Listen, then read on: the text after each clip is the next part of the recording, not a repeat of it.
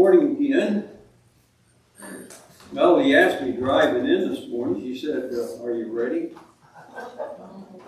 And I told her, I said, "Well, ready as I can be." You know, I find this one of the greatest challenges I've had. This is much different than talks that I've given in other, my job talk when I used to work. Because there I knew I had maybe an hour and a half, 2 hours. And you always planned it according. I practiced enough. I knew how to fill in an hour and a half, 2 hours, or whatever. But the main thing was the questions were always at the end. And so you could do that. You could plan and fill it in. But then you have questions. And maybe if you didn't have enough time, then fine. You didn't have as many questions. Here, we don't do it that way. We want participation. We want people to read your lessons. We want you to do the questions. And we want you to be part of it. So based upon that, it's very difficult. And I know Wayne, he's my idol here. I mean, this guy can just do it exactly and get it right. But so I think I'm ready. But what is ready, I don't know for sure. But anyhow, today we're going to be in lesson 3. We're still, of course, in the book of James.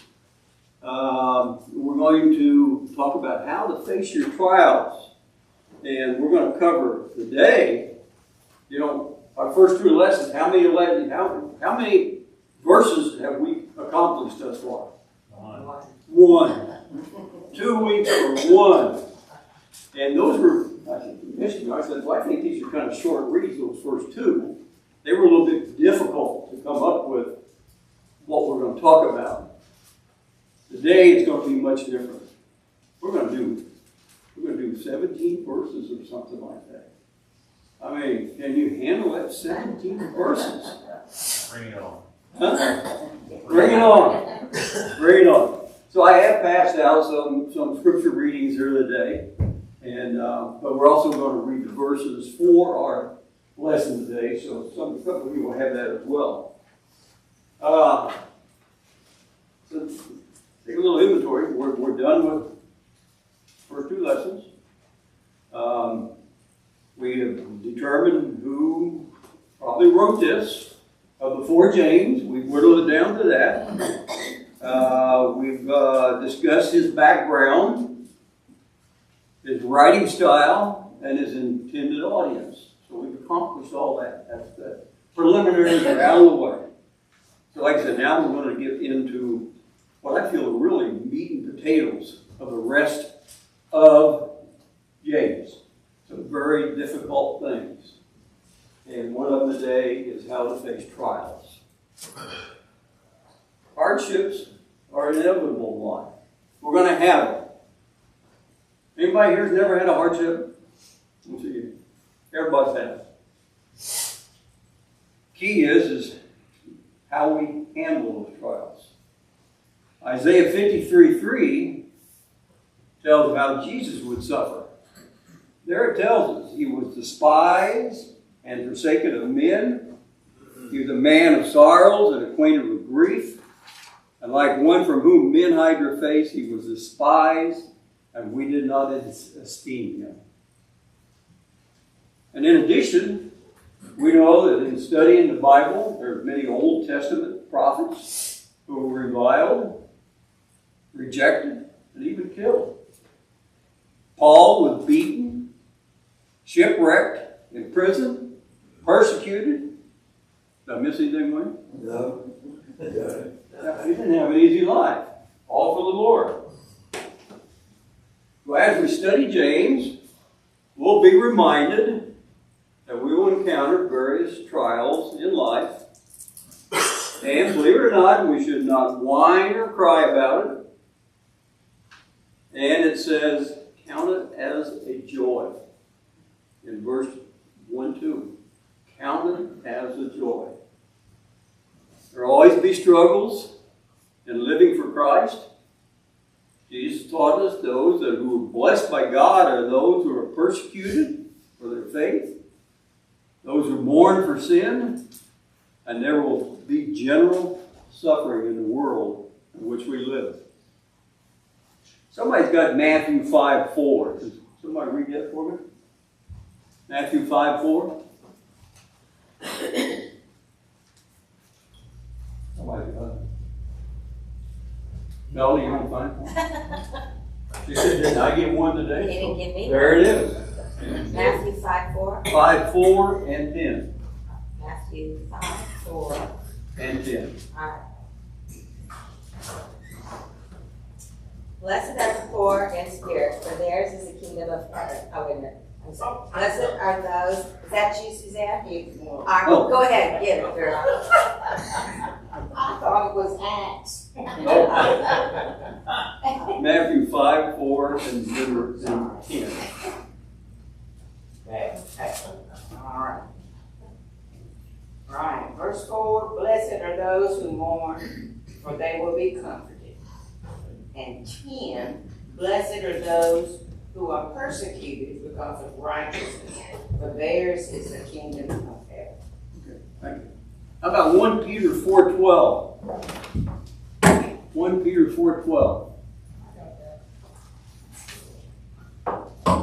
Beloved, think it not strange concerning the fiery trial, which is to try you, as though some strange thing happened unto you. And 13. But rejoice, inasmuch as ye are partakers of Christ's sufferings, that when his glory shall be revealed, ye may be glad also with exceeding joy. How about 2 Timothy 3:12? That's me. Yes, and all who desire to live godly in Christ Jesus will suffer persecution.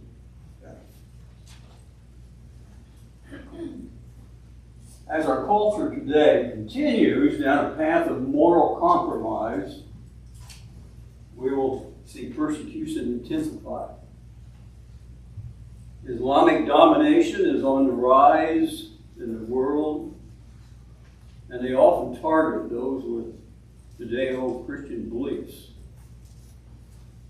Pressure is placed on private businesses to endorse the homosexual agenda.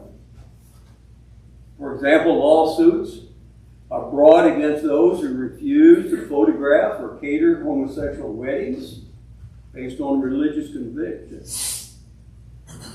I think we all remember Mike Pence, who was vice president under Donald Trump's first term. He is an Indiana boy, like Melanie and I. I'm a boy, she's a girl. Born and raised, and he was raised in the political system in Indiana, and he served as governor.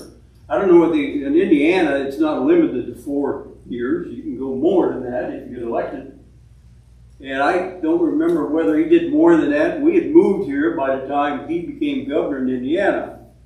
But I remember very well one of our trips back to Indianapolis, and Mel and I were driving through town, and we saw these signs in yards all over the place. And Peach Mike Pence.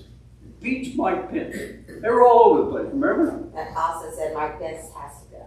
Mike Pence has to go. We go, what's this all about? Now, he was governor. What's this all about? What's wrong? What Mike do?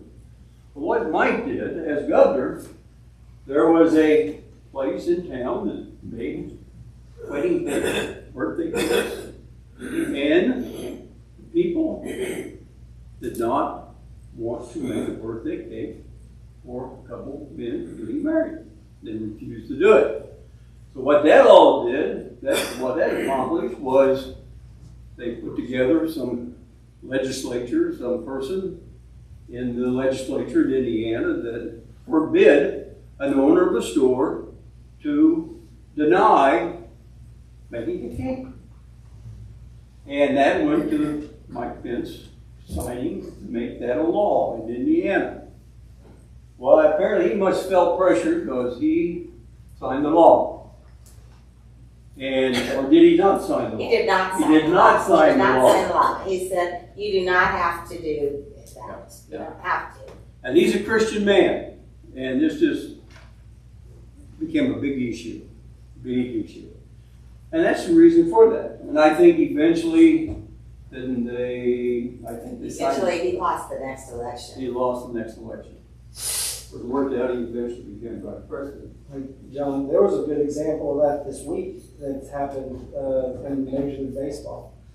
it was either earlier this month or last month, they were doing Pride Night. It's the Giant Stadium in California, in San Francisco. And various players took it upon themselves to put Bible verses, either wrote on their uniforms or on the makeup, the stuff they put on their eyes. And they were putting Bible verses, and they all were given penalties by baseball. And apparently, I don't know if it went into the formal legal action or just it was being threatened, but it was being challenged, the fact that they kind of got penalized for it. I guess they were being told they were going to pay fines.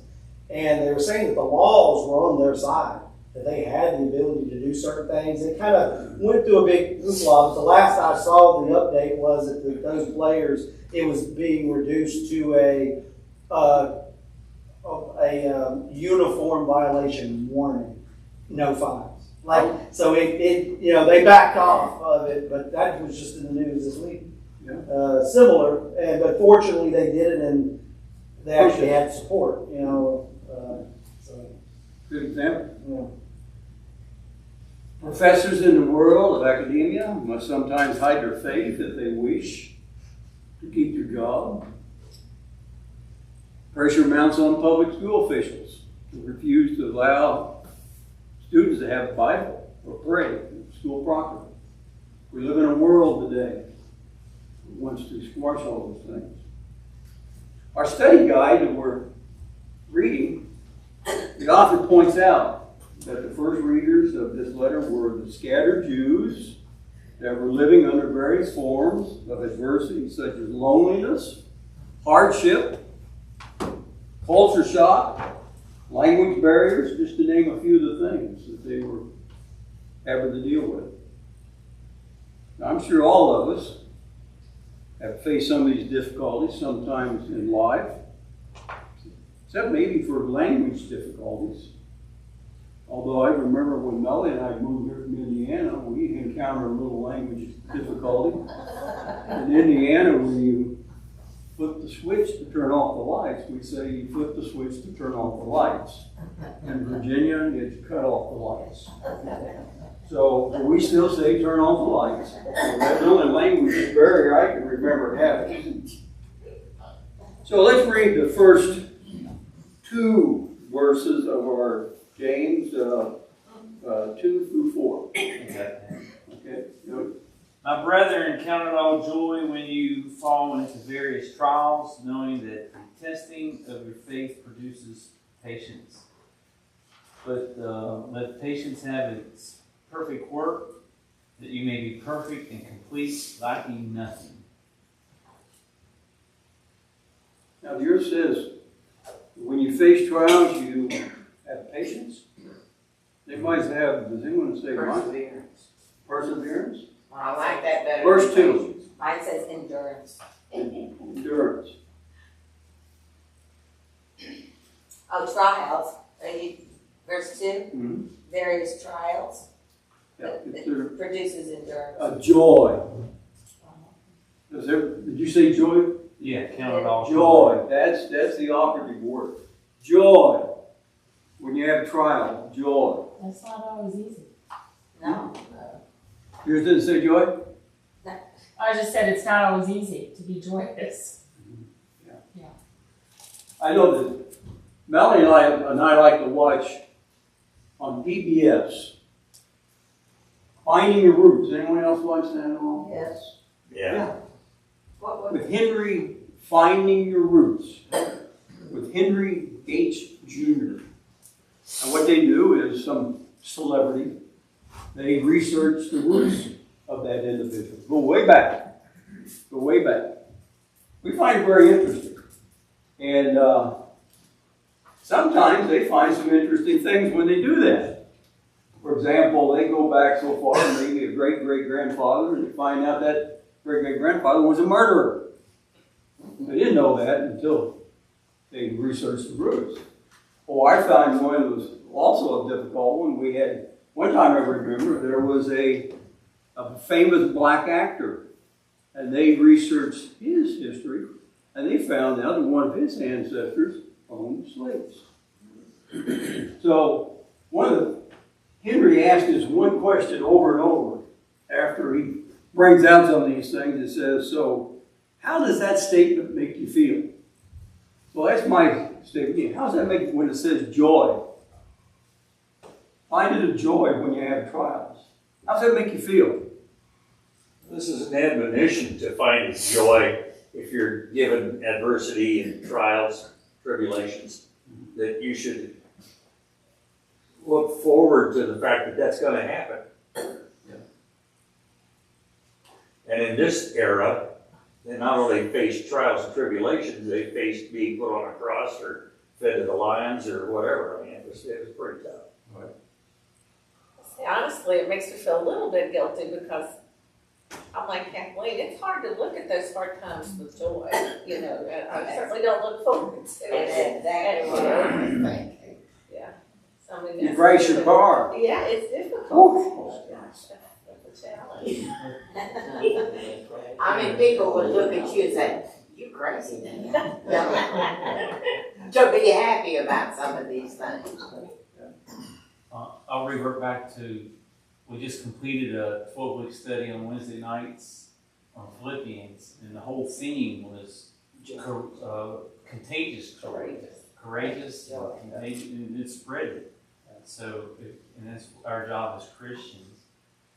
And here, you know, the trials are supposed to like test us to make us better.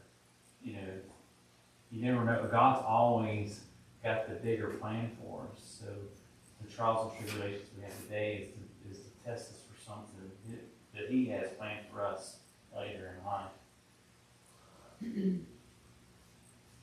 And our author, well, let's go to that question. A question. One of our we'll feed these in as we go along. I hope everyone has been reading the book. I hope everyone has been filling out, you're answering your questions. As I said last week, I'm not going to put you on the spot and pick people out. I'll let you volunteer to answer the questions. And if you have any anecdotal comments after you answer the question, feel free to bring that up too. So let's go to question number 2 on page 17.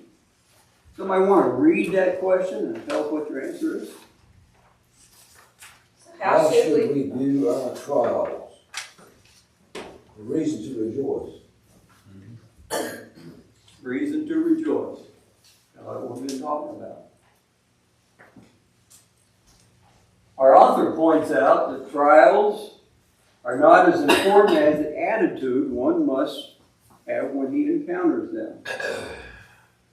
One of the reference materials I referred to for this Bible study, as I was putting things together, says that the subject of joy, the kind of joy James references, has nothing to do with outward circumstances, but everything to do with the inward faith that we possess. Just think, how can there be joy in troubles? What about the following? The joy of knowing we are suffering for what is right. Or the joy of knowing we grow spiritually as a result. The joy of knowing our trials will provide opportunity to teach others. There's a great thing there. The joy of knowing our faith is being watched.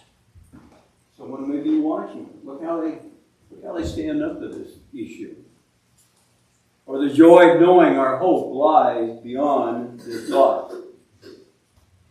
Question number 5. I want to read that and answer it for us.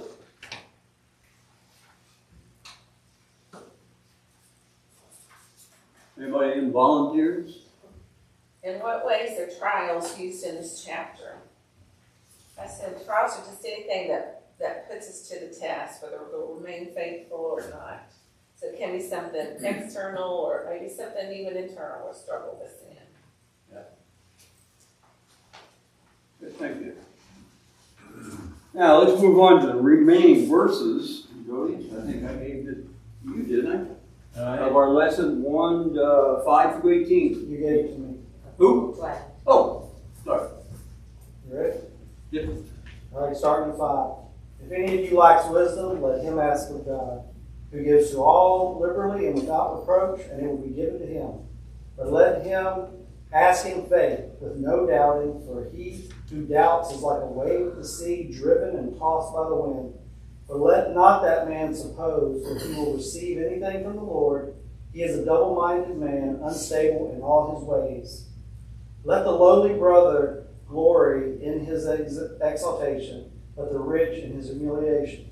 Because as a flower of the field, he will pass away. For no sooner has the sun risen with a burning heat than it withers the grass. If its flower falls, its beautiful appearance perishes, so the rich man also will fade away in his pursuits.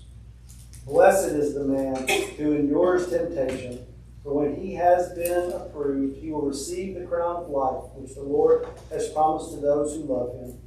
Let no one say when he is tempted, I am tempted by God, for God cannot be tempted by evil, nor does he himself tempt anyone. But each one is tempted when he is drawn away by his own desires and enticed. Then, when desire has conceived, it gives birth to sin. And sin, when it is full grown, brings forth death. Do not be deceived, my beloved brethren. Every good gift and every perfect gift is from above, and comes down from the Father of lights, with whom there is no variation or shadow of turning. Of his own will he brought us forth by the word of truth, that we might be a kind of first fruits of his creatures. That was New King James. Thank you. A lot of topics in there to talk about. One of them is on page 15 of our lesson guide. The author discusses the issue of poverty and wealth. James, later on, as we get more into some of these other lessons, get into that a lot more detail here. Oppression by the rich is an issue James touched upon, as Dwayne read for us. The poor were being oppressed by the rich. James echoes a word some of us recently studied when Jody taught the book of Ecclesiastes on Wednesday night. Most people in our nation today are more concerned about the expansion of their waistband than where their next meal is going to come from. We're a blessed nation. In the time of James, the oppressed poor, though, were dealt with much differently. In many cases, they got booted off their land, and that was part of our study. Others were robbed of wages. Maybe some even starved to death. Is this a problem in our nation today? Do we have hungry people today who need our help? Yes. Is it a major problem? Yes. And if so, how do we fix it? Is that a problem today in the United States? Hunger? Yeah, there are people hungry in the United States. Yeah. How do we fix that? I think that people are trying. I mean, there are food banks, there are places that people can go. I mean, they do, I think, a thing for school kids, don't they? They do. For during the summertime, for kids that free meals. can get food all during the summertime when school's not in. I think that we're trying. I don't know that we're making huge headway, but I think we're trying. Food Line tries. Food Line tries. Food Line feeds. Mm-hmm. Food what? Food Line feeds. Is that a food line? Food Line, y'all check- Store? Yeah, you can donate each time you check out. You can, there's a couple of things there, and you pick however much you want. I actually bought them a bag of oranges. I thought I had to take them, and she said, no. I said, well, I don't want any bag of oranges. So, yeah. Okay. So Food Line does. And as from my view, we need to be taking care of the widows and the orphans. And for the ones that can work, we need to teach them how to work. See, that was my question. You know, why are people hungry? Are they making bad choices? I mean, is anybody willing to work in the family? And I mean, there's just a lot of people out there that, I mean, you see it in the government. I mean, they're frauds. They just want to get something for nothing. And this hurts everybody. Because it makes you mad and say, well, I'm not giving anything to that. Look at him. You know, he's standing on the corner begging for money. And 9 times out of 10, the people that are standing on the corner begging for money, so John and I comment, man, they look pretty good. They got on really nice clothes, got a nice backpack sitting on the ground by them. And you wonder what's going on with that. So, I mean, people are leery of giving money. Government has learned a lot of that. They just give them handouts. Right. Before that to make it work. The system is broke, especially in Virginia. It needs to be overhauled. They should be drug tested. Random drug tests. If you decline to take the drug test, you're off the program. It needs to be overhauled. And Isaac, welcome. Thank you. I think for at least a large section of the people who seem to struggle with food, I think we need to keep in mind 2 Thessalonians 3:10 that says, "For even when we were with you, we commanded you this: if anyone will not work, neither shall he eat." Right. I think maybe we need to encourage people to work, Right. so they can eat. Right. Provide. Somebody said that among themselves. Yeah. Just a kind of a comment and taking off from the comment about Food Line, I don't disparage Food Line for asking for donations, but Food Line isn't paying for it, you are. Right. And we all have a limited amount of money or most of us at least have a limited amount of money that we could use for charity. And so when I look at Food Line, and this is just an example, I'm not picking on Food Line, don't take it that way, but if any organization, and there are some great organizations out there that do a lot of great good, but if they ask me for money, you know, we've got the Indians in St. Joseph's Indian School, they send me this stuff. And I'm thinking, well, I could send them $50 or I could send it to Potter Children's Home. And I try to think about taking care of our own. Those established organizations. Well, we could spend a lot of time on that, of course. We're going to move on. 15 minutes.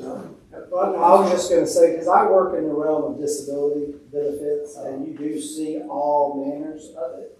But when I was back working directly with veterans specifically, and when I was being a representative, you just don't know who's legit and who's not. And it never hit me as hard as it did one day when I was in D.C. A guy came into our office, and he was angry, and he was frustrated, and he legit had multiple psychiatric diagnoses. I knew it because I could see his records. When I went down to the metro to go home, he was there, and he blended in with everybody else. And he could have been a very danger to somebody if something went right. And so you just don't know who's standing next to you. You don't know their story. There's a lot of fraudsters out there, and there are people, but there's a lot of people with psychiatric issues that no matter what you do, they don't even have the ability to help themselves. So even though there's all these services available, not all of them are even able to do it or even maintain what would be needed to fulfill something. And so there's a lot of that out there. And that really hit me that day was this guy could go off on anybody. He could have been violent, and he just blended into the crowd. And I'm just like, wow. It really just made me open your eyes. It did open my eyes because you don't know who's around you. So. Matthew 16:26 tells us, "For what will it profit a man if he gains the whole world and forfeits his life?" The wealthy have talk about the poor, now we're going to talk about the wealthy. That's the issue here, I think, in the United States. Read a lot about that today. They have a difficult time comprehending the temporary nature of life in itself. The poor do, because often the poor, the ones that really need help, they live on the margins of survival in their life and know well the fragile nature of it. Life is no less fragile for the rich, but their wealth kind of masks it. Because they have alternative sources they'll fall back on. Rich people generally do.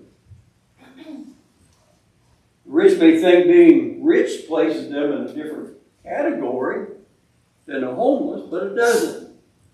Per James, the rich man will fade away. In the midst of his pursuits, and wealth is temporary. I've heard that very well, like a flower in the field.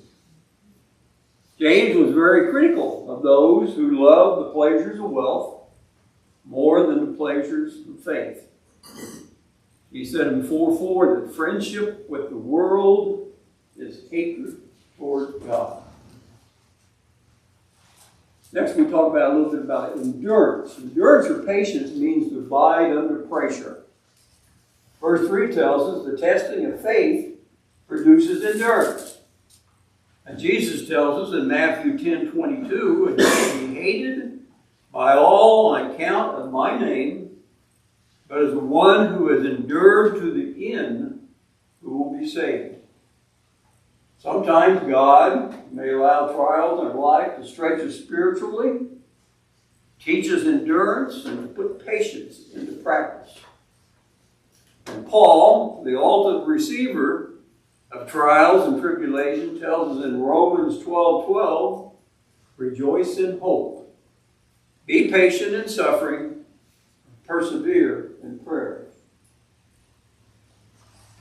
Next, James discusses wisdom. We've got a whole section coming up on wisdom later on. I've worked these lessons on and on. Yesterday I finished number 8. Sometimes I get confused. Because I'm so far ahead, okay, now where is this? Which one did I do? But there's one where we talk a lot about wisdom, but briefly. Media today bombards us with experts who offer their knowledge on just about everything that can be earthly and spiritual, in some cases even demonic.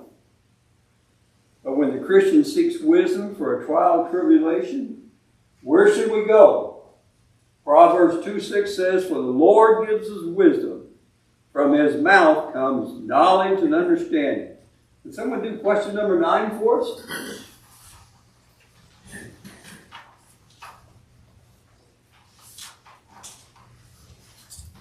What is the wisdom that James's readers were praying for, and what is the wisdom we should be praying for today? To me, wisdom is knowledge that you have and you apply to your life. The thing is, we look at these college graduates, and a lot of people admire these politicians and whatnot. Because, a lot of them are lawyers and whatever. They're smart. But they're not always smart the good way. They're smart the bad way because they try to cheat people and... Like I said, we've got a lot to talk about that in one of these other lessons, but smart but not always wise. Right. Yeah. In order to be wise, you have to learn something. Yeah. And apply. Yeah. Sometimes act and sometimes not act. Wisdom can help you discern between the two. And the older I get, I feel like there's times to just speak and there's times to just hush. And I've learned to learn when to hush. Satan was wise in Scripture. He tried to use his wisdom to deceive Jesus into temptation. And there's people that willfully do that to us today. And the book says, his wisdom is right understanding, moral discernment, spiritual insight, responsible words, and worthy actions. And wisdom comes to us after trials of various kinds. What we're talking about here. Maybe because we don't go to the Lord of our problem, we have cause for hardships in our life. Looking for the wrong source, going down the wrong road. Like I said, much more will look at lesson number 8. That's why it's so fresh in my mind. That's the one I finished yesterday. So lesson number 8 is wisdom, knowledge. So we'll say that. Answer, how about question 10?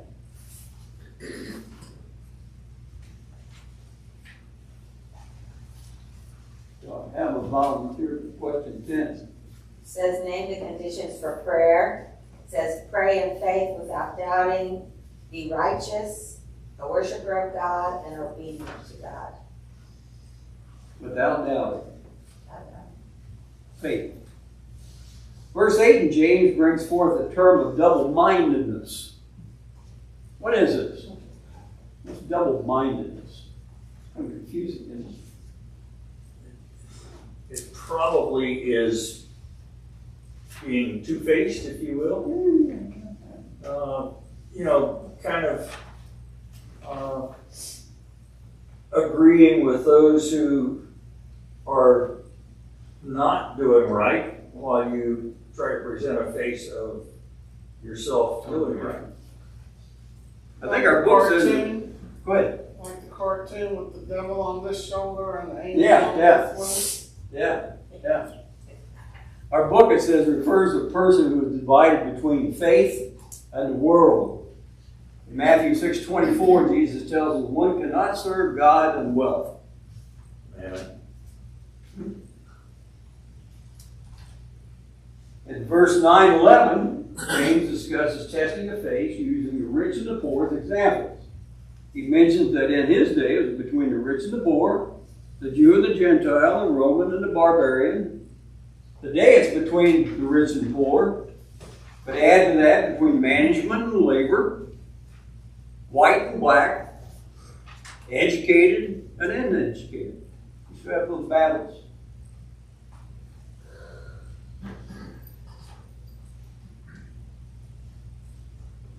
About 5 minutes and one thing I don't want to miss there today. So the answer, let's go to questions 15 and 16. Can someone do 15 for us?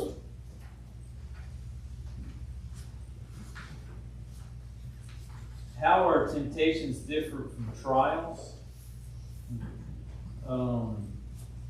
Trials are an integral part of living, and temptations spring from one's evil desires. 16. What's the process of sin? It starts with a thought. 2, it's your circumstance. 3, there's desire. 4, then you act. And then 5, you sin. So, what does James have you do when you face trials that could cause you to question the goodness of Christ? 1, you can remember that God is a blessing for you at the end of your trials, which is the crown of life. 2, God isn't trying to bring you down spiritually by allowing trials in your life. That's not His nature. Trials are opportunities for growth and strength. You need to accept responsibility for allowing yourself to be lured and enticed by your desires that may lead to sin, and don't point fingers. God is a giver of every good and perfect gift and is always there to lift you up. You need to be confident every day of your life that God never changes and is a constant in your life, and you can always count on Him. And thank God every day for the gifts of His love and word of truth. I want to finish up here today with a little story I found. It's about the pearl, a pearl, like the word, a pearl. It's in the sea. Everybody knows what a pearl is, P-E-A-R-L, in case I can't enunciate it well enough. This is the story. Life on earth would not be worth much if every source of irritation were removed. Yet most of us rebel against the things that irritate us and count as heavy loss what ought to be a rich gain. We're told that the oyster is wiser. When an irritating object, like a bit of sand, gets under the mantle of the shell, he simply covers it with the most precious part of his being and makes it into a pearl. The irritation that it was causing is stopped by encrusting it with pearly formation. A true pearl is therefore simply a victory over irritation. Every irritation that gets into our lives today is an opportunity for pearl culture. The more irritation the devil flings at us, the more pearls we may have in life.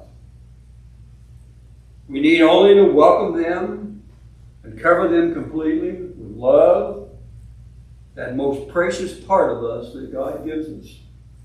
And the irritation will be smothered out as the pearl comes into being. And what a store of pearls we have if we would just do that.